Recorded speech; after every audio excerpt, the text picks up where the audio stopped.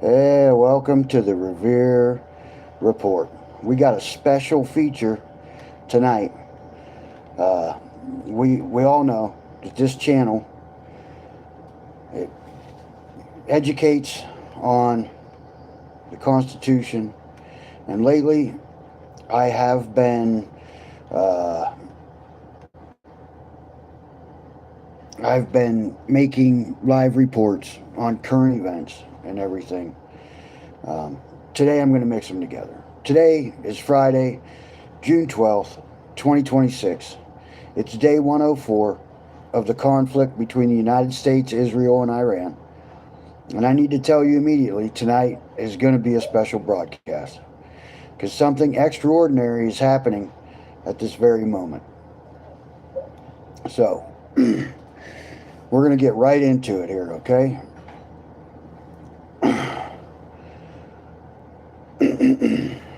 Pakistan's Prime Minister Shehbaz Sharif stated within the last few hours that the final agreed upon text of a peace deal to end the Iran war has been reached. President Trump says a signing could happen this weekend, possibly in Europe. Vice President J.D. Vance is attending. Senior administration officials say Iran has committed to never developing nuclear weapons and to reopening the Strait of Hormuz. Oil prices fell more than 3% today, just on that news. But here is what is also true as of this morning. Two American forces shot down two more Iranian attack drones near the Strait of Hormuz just hours ago. Iran's foreign ministry says they have not reached a final conclusion. The deal is not signed. And, critically, through all 104 days of this war, through all the missiles, the Apache helicopter that went down, the strikes on Bahrain, Kuwait, and Iran, Congress has never formally declared war. Tonight, I'm doing something I have wanted to do since we started the Revere Report's Constitutional Education series. I am combining two things into one broadcast. The breaking news of the last week, verified, sourced, CENTCOM confirmed, and the constitutional education that every American needs to understand why every single development in this conflict connects directly to one section of one document. That section would be Article 1, Section 8, the 18 powers of Congress, the constitutional cage the founders built, and the two clauses within it that have been stretched so far beyond their original meaning that they now form the legal basis for 444 federal agencies and for a president conducting a 104-day war without a congressional declaration. Everything tonight is sourced to CENTCOM official statements, CBS News, NBC News, ABC News, CNN, Al Jazeera, Radio Free Europe, Radio Liberty, The Hill, RFE, RL, and the Wikipedia Live 2026 Iran War article, which is being updated in real time. I will name my sources as I go. So if you're ready for this live stream, let's ride. And now, before we go into the constitutional framework, you need the full documented picture of what has happened in the last week, because understanding the constitutional questions requires understanding the facts on the ground. So let me give you the verified military timeline just from June 5th through this morning, June 12th, 2026. So, CENTCOM's official statement on June 5th, 2026. Quote, U.S. forces intercepted multiple Iranian ballistic missiles and drones launched by Iran toward the Strait of Hormuz and the Gulf neighbors. End quote. CENTCOM confirmed these intercepts and subsequent self-defense strikes. The source for that is the CENTCOM official press release on June 5th, 2026. Now, on June 6th, 2026, the U.S. announced it downed Iranian drones allegedly fired towards the strait and hit coastal surveillance radar sites in Sirak and on Qasem Island as a response. Iran announced that it had targeted U.S. air bases in Kuwait and a U.S. naval site in Bahrain with ballistic missiles. CENTCOM said that of the 7 Iranian missiles launched, 6 were shot down and 1 failed to reach its target. CENTCOM also launched 2 Hellfire missiles into a ship's engine room as it tried to transport Iranian oil through the Gulf of Oman, after the crew allegedly failed repeatedly to comply with directions from American forces. India said all crew members were Indian nationals and they were all rescued. The source for this information is the Wikipedia 2026 Iran War article, and they were citing CENTCOM and multiple wire services. Now, June 7th and June 8th, 2026, the worst escalation since the April ceasefire happened. Iran suspended its campaign against Israel, but warned it would resume attacks if the Israeli military struck southern Lebanon. The latest strikes marked the worst escalation since the April ceasefire and resulted in more casualties across the entire region. The hostilities complicated fragile truces and peace deal negotiations. The source on that was CNN, and it came out June 7th, 2026. Iran suspended military operations against Israel with the condition that Israel ends its attacks. Less than an hour after Iran announced the suspension, Israel struck southern Lebanon. Israeli Prime Minister Benjamin Netanyahu said Israel had halted attacks on Iran, stopping short of acknowledging a ceasefire. The source for that was CNN again, and it was on both June 7th and June 8th. And then came the phone calls. We covered this on our June 9th live stream, but it bears repeating because it is constitutionally significant. President Trump personally called Netanyahu twice to stop Israel from launching a prepared strike on Tehran. Trump warned Netanyahu that the United States would isolate Israel if strikes continued, and Netanyahu stood down. The President of the United States personally intervening to stop an Israeli strike on the Iranian capital is not just a diplomatic story, it is a constitutional one, and we will connect it to the founding documents before we end this live stream. Now, on June 9th, 2026, the Apache helicopter gets shot down by a drone and strikes begin. And this is the most significant military event of the past week, and it triggered the most intense escalation since the war began.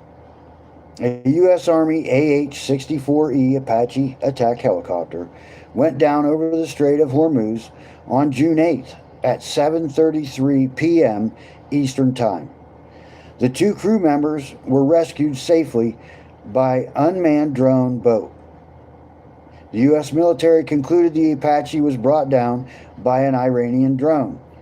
though investigators said they had not yet determined whether Iran intended to use the drone to attack the helicopter or whether it was an accidental collision. Kind of funny, huh? The source on that was NBC News on June 9th and 10th, 2026, citing CENTCOM and two U.S. officials. I want to say this clearly before continuing. The two crew members were rescued. They are safe. I want every viewer who has a family member in uniform tonight to know that detail first. CENTCOM issued an official statement on June 9th. Quote, U.S. Central Command forces began launching self-defense strikes against Iran at 5 p.m. Eastern today, at the Commander-in-Chief's direction, in response to yesterday's downing of a U.S. Army Apache helicopter. The mission is a proportional response to unjustified Iranian aggression. End quote. The source for that? CENTCOM's official statement on X, June 9th, 2026, and it was confirmed by NBC News. Iran's response was immediate and significant. The Revolutionary Guard said in a statement that it struck and, quote, destroyed, end quote, 18 U.S. military targets in Bahrain and Kuwait. The IRGC hit targets at the Ali Al Salim and Ahmad Al Jabir air bases in Kuwait, as well as Sheikh Isa Air Base in Bahrain.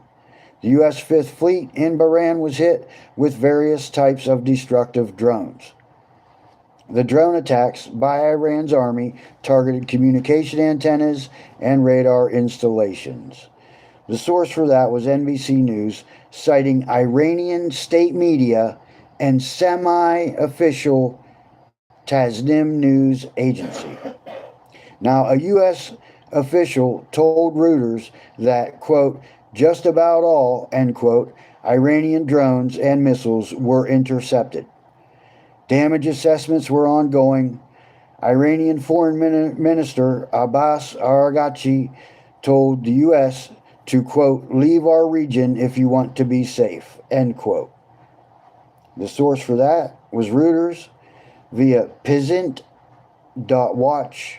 June 10th, 2026. Now, on June 10th, 2026, CENTCOM completes additional strikes. A CENTCOM official statement on June 10th, 2026, quote, U.S. Central Command forces completed additional self-defense strikes against multiple targets in Iran, June 10th, at the Commander-in-Chief's direction, end quote. The source on that information is CENTCOM.mil, official public release, June 10th, 2026. Now, Trump told a Fox News reporter by phone from the Situation Room, quote, the bombing will stop shortly. They still have some missiles and launchers and drones left, and I think they're trying to show us that they're the tough guys, end quote. The source on that information was NBC News, citing the Fox News audio on June 9th and 10th, 2026. Now, June 12th, 2026, this morning, happening early this morning, here's where things stand as of this broadcast. And this is the most significant development of the entire 104-day war.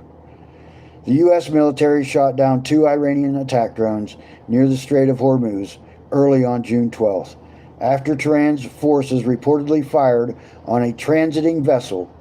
A senior U.S. official tells Radio Free Europe and Radio Liberty. The sources on that were, of course, the Radio Free Europe and Radio Liberty. After a week of strikes between Iranian and U.S. forces, President Donald Trump said the two countries are finalizing an agreement to end the war and reopen the Strait of Hormuz.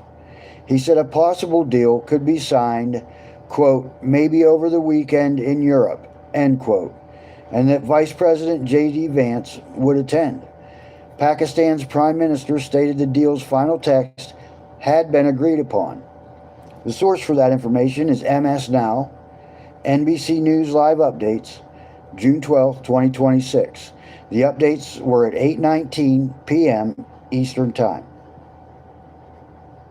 A senior Trump administration official said the United States and Iran are about 75% there on reaching a proposed memorandum to end the war, but that a full deal that would dismantle Tehran's nuclear program, remove and destroy nuclear material, and keep the Strait of Hormuz open is not yet complete. Quote, "We are very close," end quote, one official said today.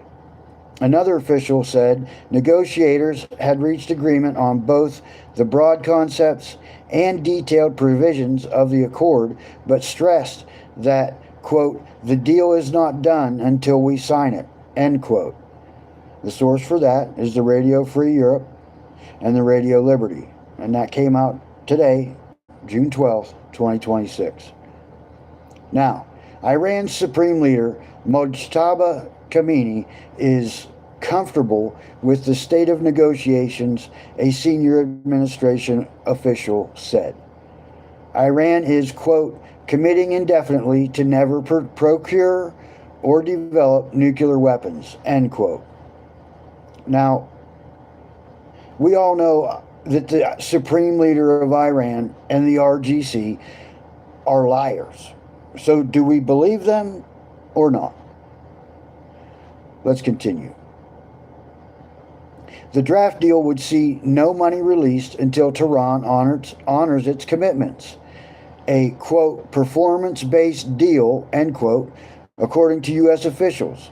Some reports appeared to show Iran would gain access to billions of dollars in frozen assets and sanctions waivers on oil exports, contingent on fulfilling obligations.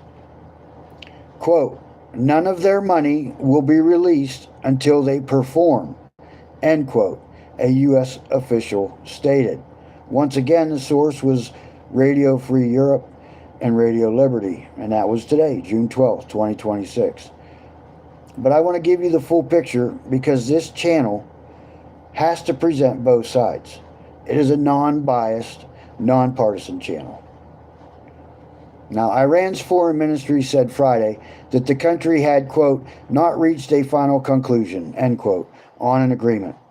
Iranian state broadcasters, IRNA, said that the current draft agreement makes no commitment regarding the transfer of control over the Strait of Hormuz, adding that future administration of the crucial waterway will be decided jointly by Iran and Oman, with no American role. The sources for that is CBS News Live Updates. That was also today, June 12th, 2026. Trump said Iran, quote, "misrepresented," end quote, "the status and contents of negotiations," asserting that details reportedly leaked to the media, quote, "have nothing to do," end quote, with the terms he says were already agreed to. And we already know that Iran cannot look weak to its people or to the world. They cannot have it look like they surrendered or they agreed to anything us infidel Americans said or proposed. So, you know, we really won't know until anything actually happens. And the source for that information was The Hill, and that was today as well, June 12th, 2026. And now the market reaction and what, peace might mean for your wallet. Oil prices sank more than 3% today. Brent crude fell to $87.44 a barrel. West Texas Intermediate closed at under $85 per barrel, down almost 4% on the day. The price peaked at more than $110 per barrel in April after rocketing from less than $70 before the war began. Wall Street's rebound continued. The S&P 500 futures were up 0.6%. The Dow futures were up 0.7%, and NASDAQ futures were up 0.5%. The source on that is CBS News, June 12th, 2026. And that is the documented impact of potential peace on your gas prices, your retirement account, and the global economy. One deal, not yet signed, already moving markets by nearly 4%. Now we're going to go into segment 2 here, and this is the constitutional framework. And this is where I combine what the Revere Report is truly based on with our live stream, our current event live stream. We're going to go over Article 1, Section 8, the 18 powers that were supposed to govern everything that we just covered. Now, this is important, and I want every American watching this to fully understand this. If you pay attention to any part of this, this is where you got to pay attention. Because this is what our founders gave us, we the people. And this is what the government, both sides of the aisle, are taking away from us. So I want to make a pivot now that I believe is the most important thing. The Revere Report does. And the thing that separates this channel from every other news program you could be watching tonight. We just covered 104 days of war, missiles and drones and Apache helicopters and peace deal texts and oil prices. And every single detail we just covered, every military action, every presidential decision, every congressional vote, connects directly to a specific clause in a specific section of the United States Constitution. The section the founders wrote to govern exactly these circumstances. Article 1, Section 8. Let me tell you what this section is before we read it. And then we will read every one of its 18 clauses. And then I'm going to show you what happened to 2 of those clauses that changed the constitutional relationship between the American government and every American citizen, including you, forever.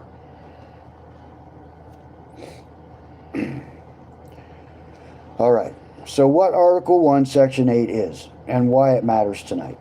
The founders struck the balance between a functional federal government and the preservation of state power by granting the new national government only limited and enumerated powers. Federalism at the founding can therefore best be described as enumerated powers federalism. The national government was conceived as one of limited and enumerated powers. James Madison, the father of the Constitution, explained this in Federalist 45.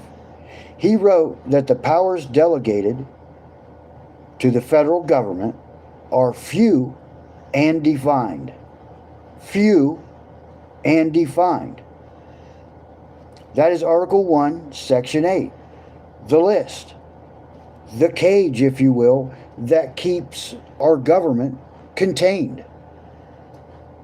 The constitutional boundary founders built around federal power. Let me read every clause, and after each one, I'm going to tell you exactly how it connects to what we just covered about the Iran war. Clause 1, Article 1, Section 8, Clause 1.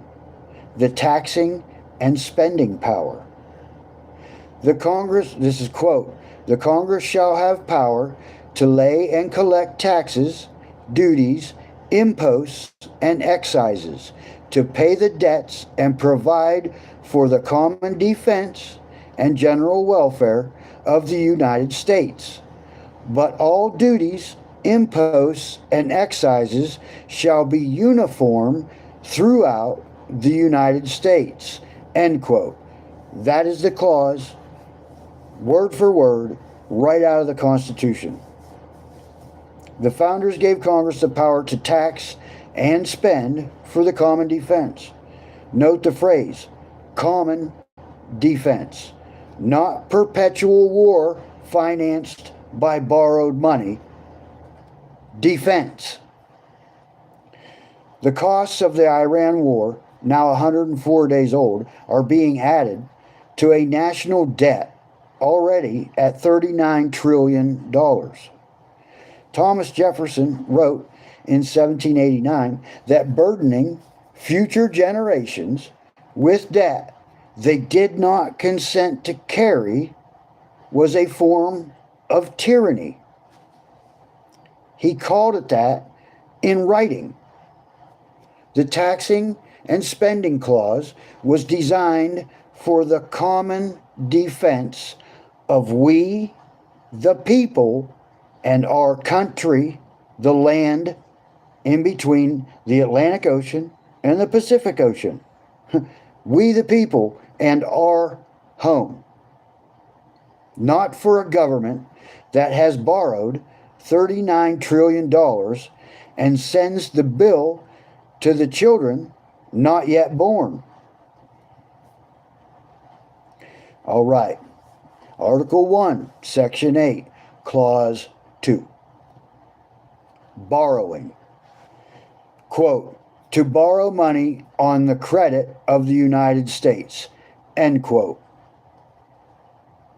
That's what it says. The Congress shall have the power to borrow money on the credit of the United States. Congress can borrow. Jefferson hated even this clause. He wrote that every dollar borrowed was a dollar of tyranny placed on the next generation. The war costs are borrowed. The debt grows. Every American citizen's individual share of that debt, as of this morning, is approximately $116,000. That share existed before this war began. And it is extremely larger tonight.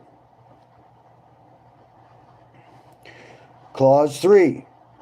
Congress shall have the power to, quote, to regulate commerce with foreign nations and among the several states and with the Indian tribes, end quote. Here's the direct connection to tonight's breaking news.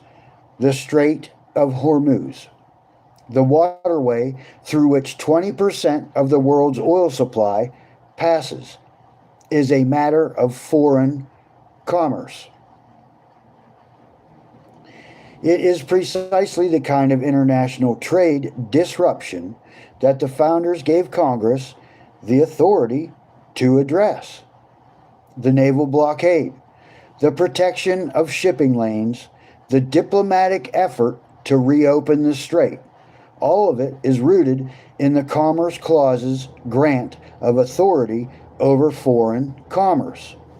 But I also want to tell you what has happened to this clause since 1787, because it is the most important constitutional story of the last 84 years. And I will come back to it in full in a few minutes. We're going to finish going over these clauses, but remember the regulate commerce clause, because it's very important. We're going to go over it. It is one of the clauses that affects us today and has been stretched and abused. You'll see. Let's finish what we started here. Article 1, Section 8, Clause 4. Congress has the right to establish an uniform rule of naturalization and uniform laws on the subject of bankruptcies throughout the United States. End quote.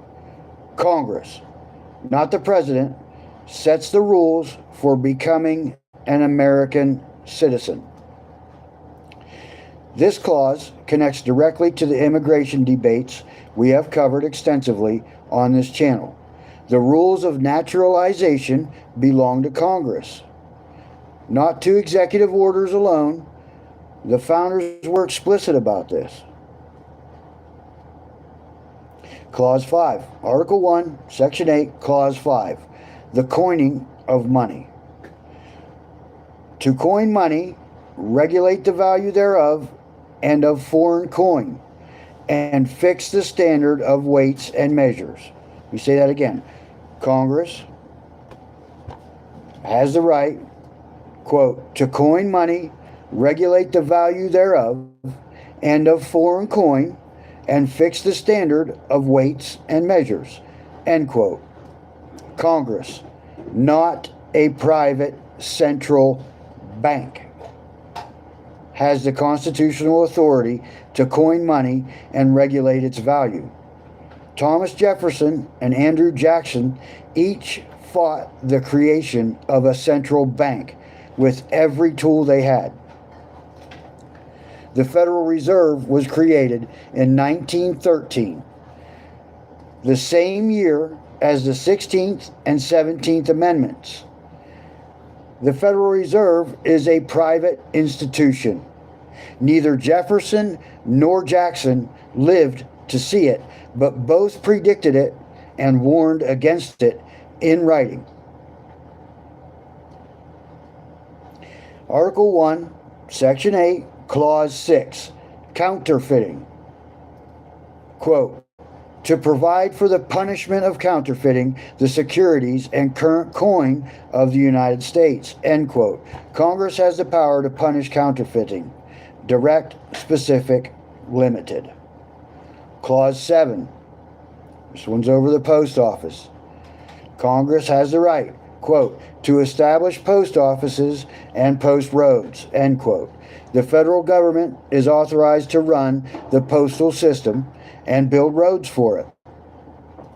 The founders' vision of federal infrastructure was specifically and narrowly limited to what served the postal function. Not highways, not airports, not high-speed rail, postal roads.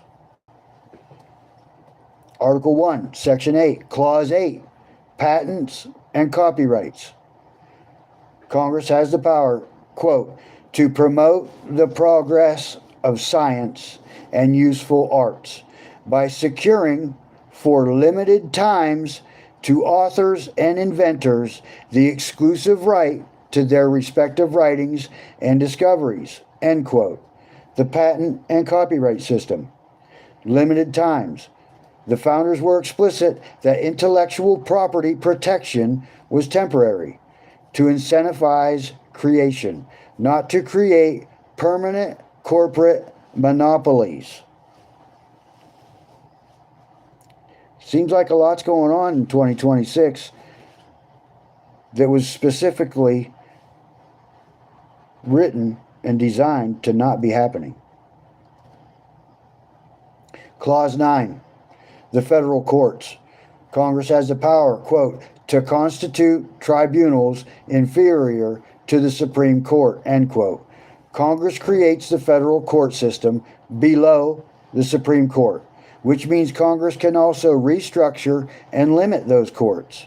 This is a power that is almost never discussed in public debate. Article 1, Section 8, Clause 10, piracy.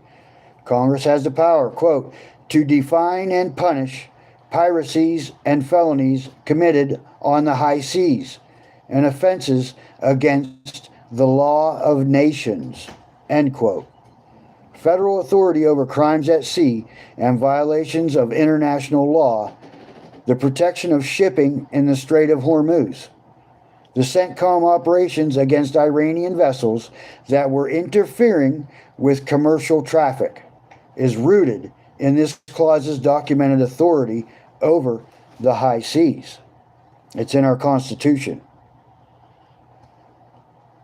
Article 1, Section 8, Clause 11.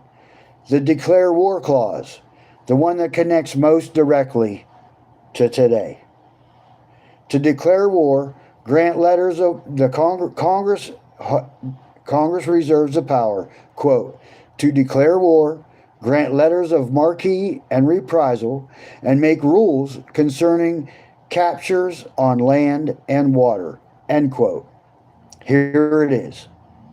The clause at the center of everything we covered in the segment we just went over at the beginning of this live stream. Congress, not the president, has the sole constitutional authority to declare war. That is what this clause says, in plain English, without ambiguity. The last time Congress formally declared war was 1942. That is 84 years ago. Korea, Vietnam, the Gulf War, Iraq, Afghanistan, Libya, Syria, and now Iran. 104 days of strikes, counterstrikes, an Apache helicopter shot down, 18 military targets struck by Iran and Bahrain and Kuwait, a peace deal being negotiated tonight, all of it conducted without a single formal congressional declaration of war. James Madison placed the war power in Congress deliberately. He had studied every republic in recorded history. He knew that the single most dangerous power any government could hold was the power to commit its people to armed conflict. And he knew from documented historical evidence that when that power resided in a single executive, it was abused consistently across every government, every culture, every era he had studied.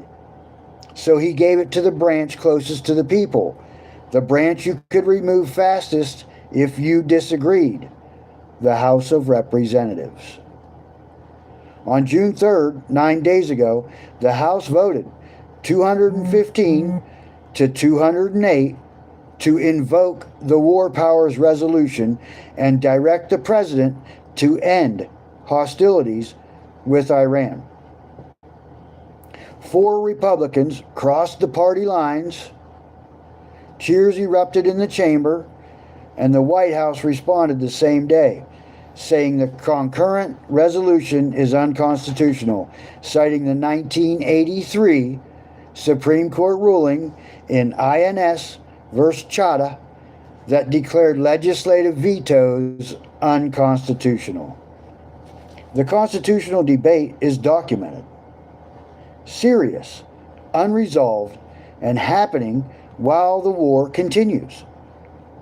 Tonight, as Pakistan's Prime Minister says, a final text has been reached, the most constitutionally significant question of this entire conflict is still unanswered. Who had the authority to begin this war? Who has the authority to end it? And was the process by which this decision was made consistent with what the founders documented in Clause 11? Article 1, Section 8, Clauses 12 and 13, the Army and the Navy. Congress reserves the right, quote, to raise and support armies, but no appropriation of money to that use shall be for a longer term than 2 years, and to provide and maintain a navy, end quote. Notice, the 2-year limit on Army appropriations. The founders required Congress to actively reauthorize military funding every 2 years. They were terrified of permanent standing armies, which every tyrannical government in history had used to oppress its citizens. By requiring a mandatory vote, they forced the people's representatives to make a positive, recurring public choice to maintain military forces. CENTCOM Commander Admiral Brad Cooper briefed senators for 90 minutes on June 9th about the Apache situation and the retaliatory strikes. That classified briefing, while not a war declaration or formal authorization, is the closest thing to congressional engagement on military operations that we have documented from this conflict. The founders required more. Article 1, Section 8, Clauses 14, 15, and 16, rules for forces and the militia. Congress makes the rules governing both the professional military and the citizen militia. The founders placed both under the same constitutional authority because they believed the armed citizenry and the professional military were equally the people's instrument of defense, not the executive's alone. The military, the United States military, belongs to we, the people. It defends we, the people. It's not meant to attack for the executive branch. It is meant to defend we, the people. Article 1, Section 8, Clause 17, the Capital District. Congress has complete legislative authority over Washington, D.C., the seat of the government that has been conducting this war for 104 days without a formal declaration. And Clause 18, the one that changed everything, Congress reserves the right, quote, to make all laws which shall be necessary and proper for carrying into execution the foregoing powers, end quote. 18 words. The most debated, litigated, and most consequential words in the entire section. The founders called it the sweeping clause during ratification. The anti-federalists were terrified of it, and for good reason. Although the necessary and proper clause was not a primary focus of debate at the Constitutional Convention itself, its meaning quickly became a major issue in the debates over ratification. The sources for all that information I just gave you came from the Constitution Annotated, Congress.gov, and the actual document of the United States Constitution. 3 founders, all of whom helped write the document, read it 3 completely different ways. Thomas Jefferson said only laws absolutely essential to execute a listed power are authorized. Without the law, the listed power would be impossible to exercise. That is the limit. James Madison said laws with an obvious and precise connection to a listed power are authorized. There must be a clear affinity. And Alexander Hamilton argued for a very loose requirement, allowing any law that, quote, might be conceived to be conducive, end quote, to executing the implemented power. The source for that information was the Constitution Center. Now, in McCulloch versus Maryland in 1819, the Supreme Court sided with Hamilton, giving Congress very broad authority to determine what is, quote, necessary, end quote, for implementing federal powers. Subsequent cases have been at least generous to Congress, finding necessity whenever one can imagine, quote, a rational bias, end quote, for connecting implementing means to legislative ends.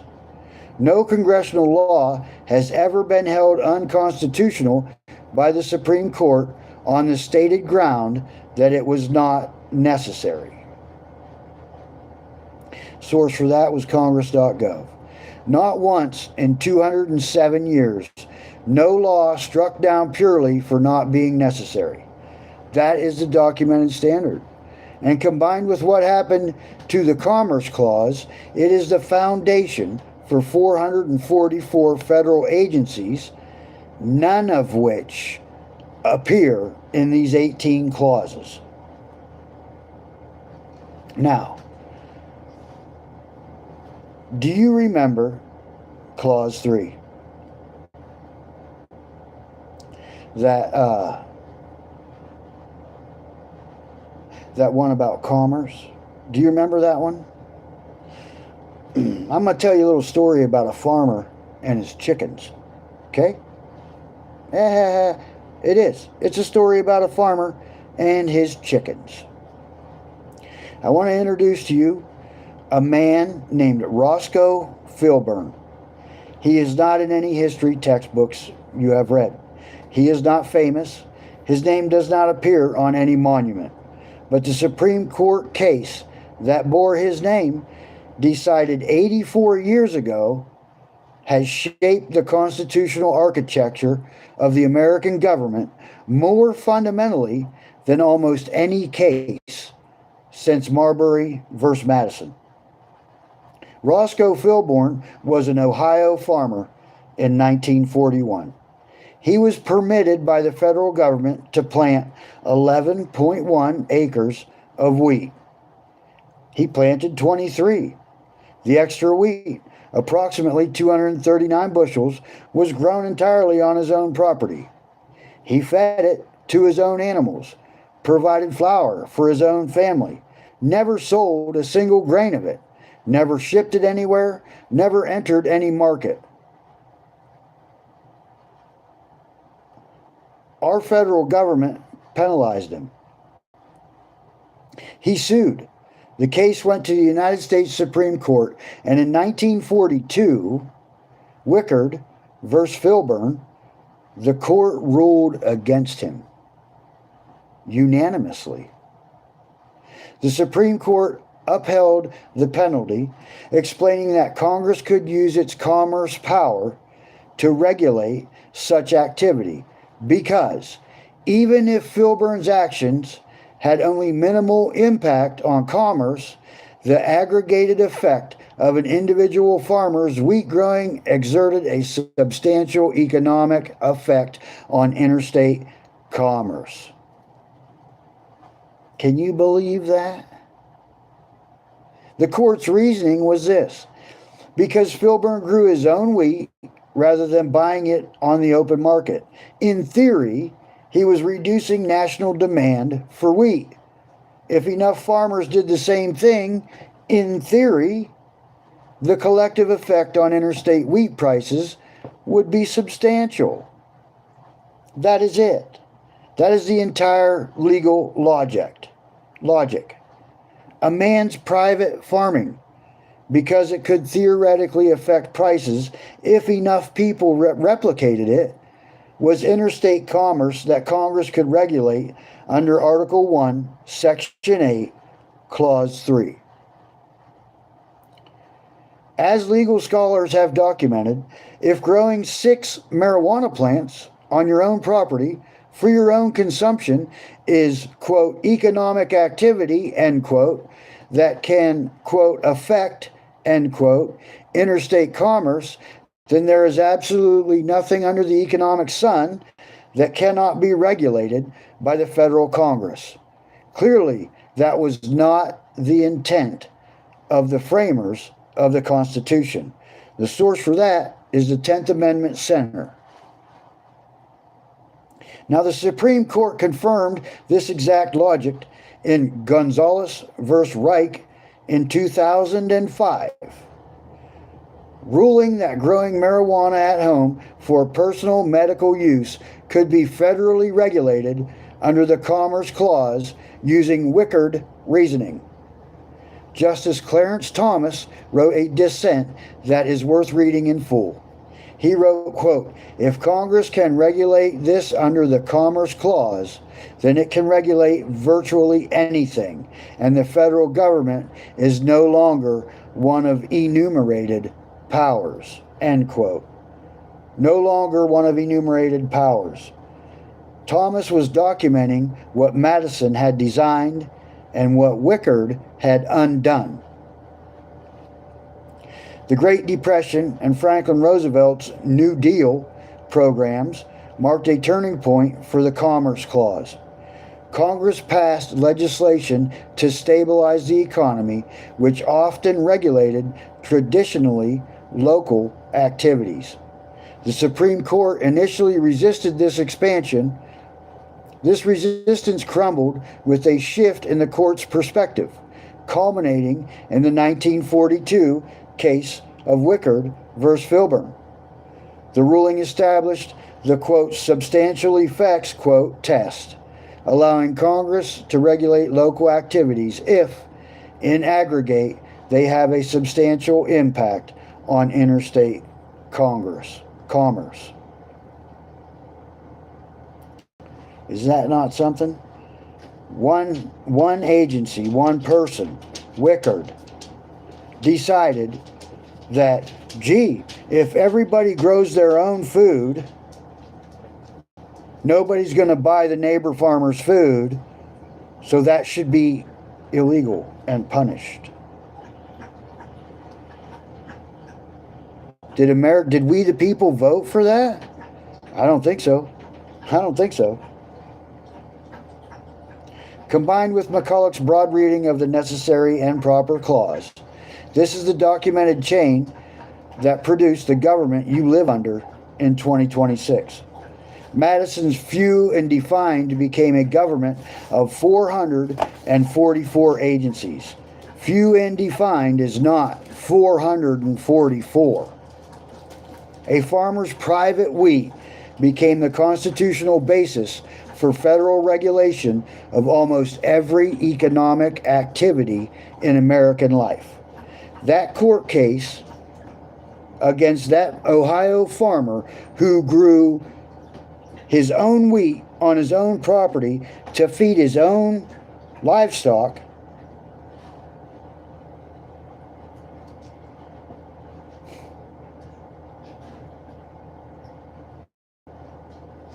gave the federal government the right to regulate every economic activity in American life, in we the people's lives.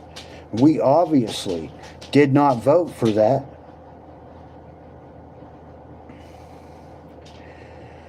Here's a pushback. United States versus Lopez. Not until 1995, in United States versus Lopez, was a law found unconstitutional under the Commerce Clause.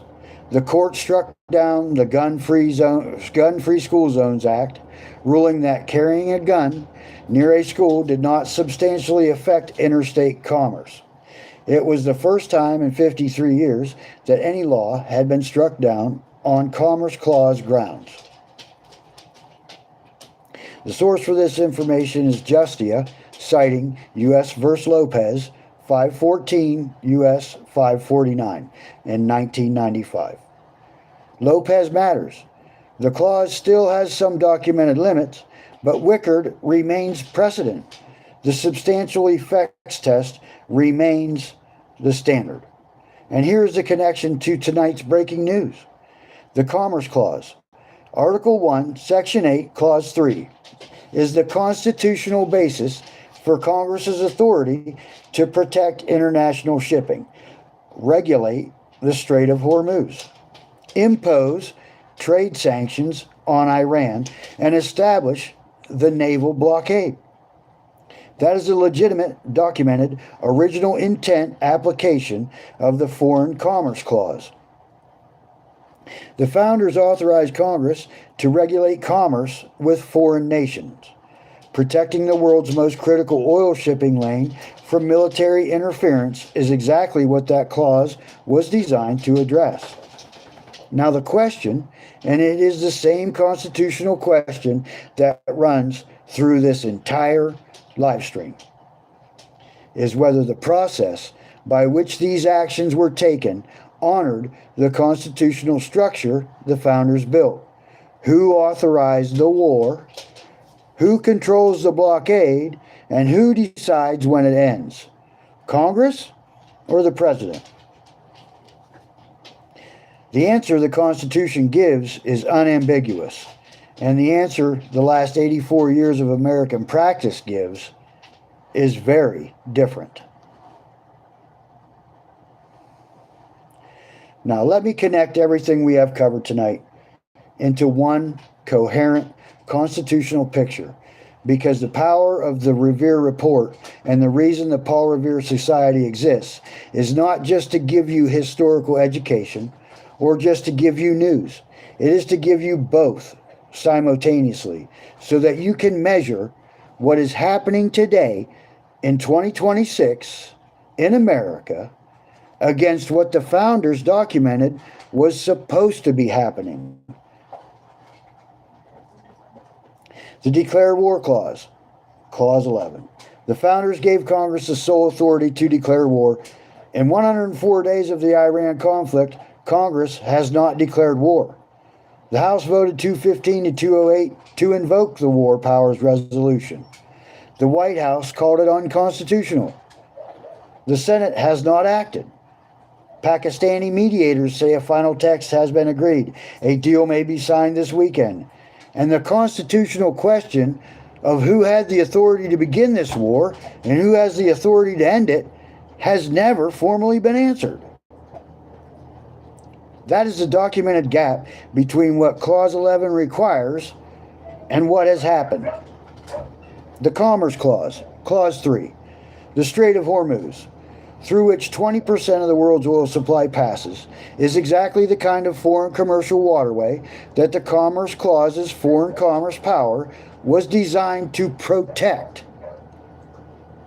The naval blockade, the protection of commercial shipping, the diplomatic effort to reopen the strait. These are legitimate exercises of foreign commerce authority. That is the documented original intent application of Clause 3. But the same clause, stretched by Wickard and Filburn in 1942, now serves as the constitutional basis for 444 federal agencies regulating almost every aspect of American economic life. The gap between protecting the Strait of Hormuz and regulating a farmer's chickens is the gap between what the Commerce Clause was designed to do and what it has become. Clause 1, the Taxing and Spending Clause. The cost of this war are being financed through borrowed money, added to a national debt of $39 trillion. Thomas Jefferson called generational debt a form of tyranny. The Taxing and Spending Clause was written to fund the common defense, not to build an unlimited national credit line that future generations must repay without their consent. The gap between funding defense and borrowing $39 trillion is the gap between what Clause 1 authorized and what has become standard practice. The Necessary and Proper Clause, Clause 18. Jefferson said only essential laws qualify. Madison said laws with obvious connection qualify. Hamilton said any rational basis qualifies. The court chose Hamilton in 1819. Not once since has a law been struck down purely for not being necessary. That documented standard, combined with the Wickard Commerce Clause expansion, forms the constitutional architecture for a federal government that Madison said would have few and defined powers, but which now operates 444 agencies that were not elected by we the people, that are not spoke of anywhere in the Constitution, that do not belong in our government making laws that we the people have no vote over. The bottom line here, the Constitution of the United States, Article 1, Section 8, is a list of 18 specific powers. And every power not on that list was reserved to the states and we the people. That was the founders' design. That is what Madison documented. That is what Jefferson fought for.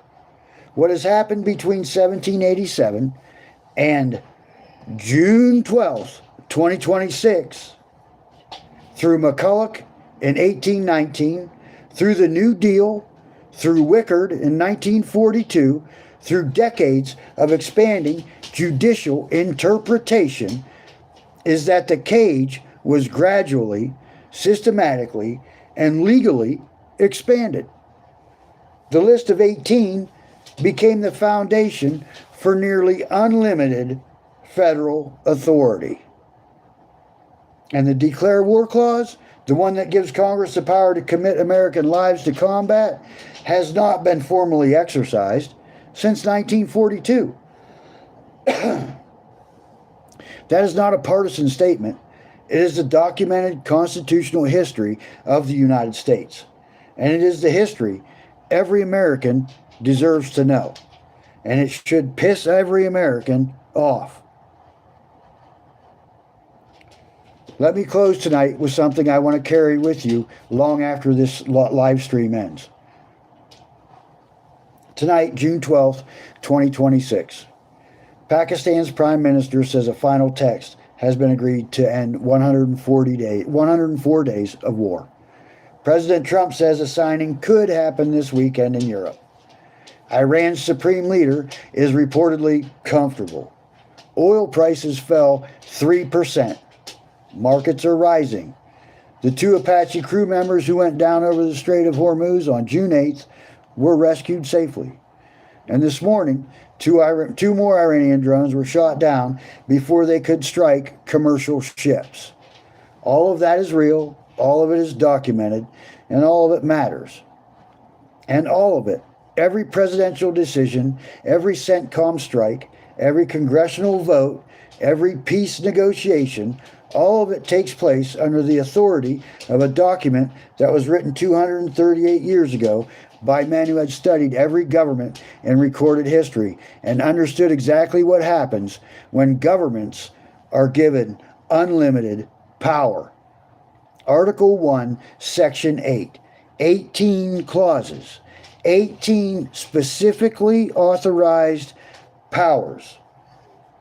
The Declare War Clause, unenforced for 84 years. The Commerce Clause, stretched from interstate trade to a farmer's private wheat to 444 federal agencies.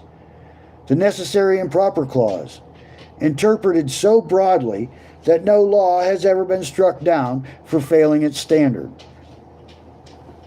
The Taxing and Spending Clause, used to finance $39 trillion in national debt, while Jefferson called generational borrowing tyranny, in writing in 1789.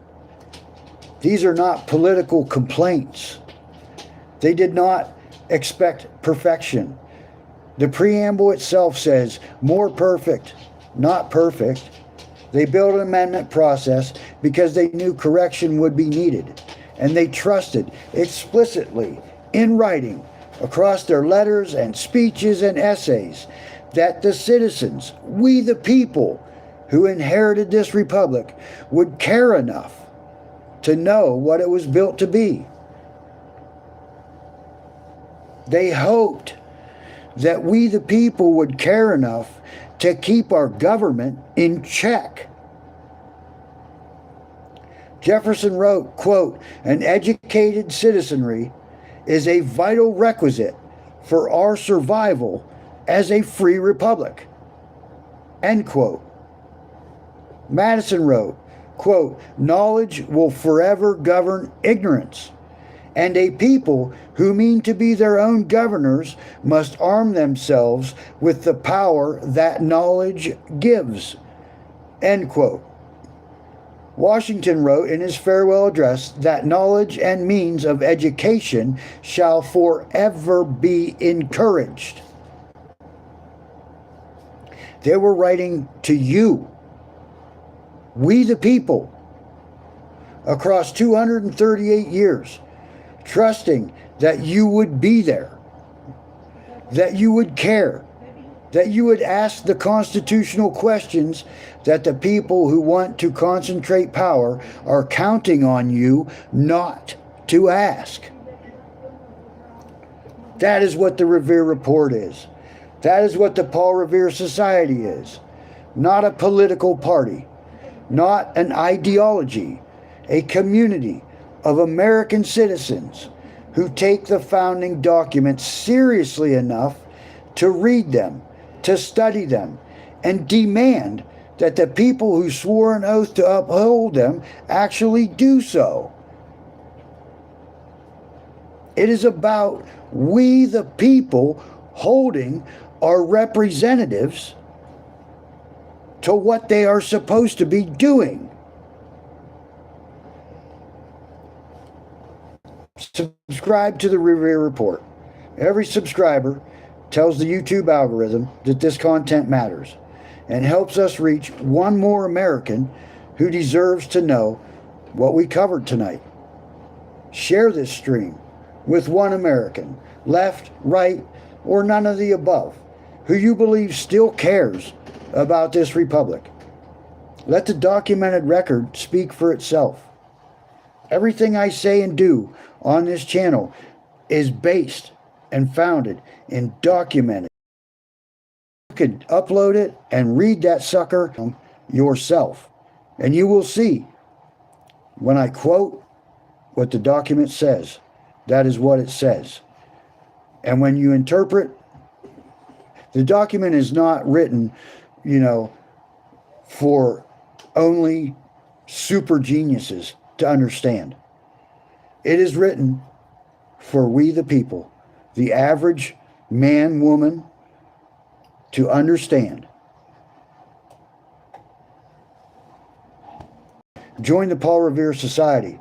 It's the only way we're going to get a big enough voice in 2026 or the future to make any kind of change back to where we have some of our God-given rights that the founders gave us in the Constitution.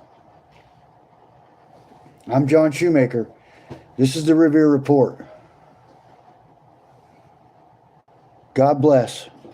God bless America.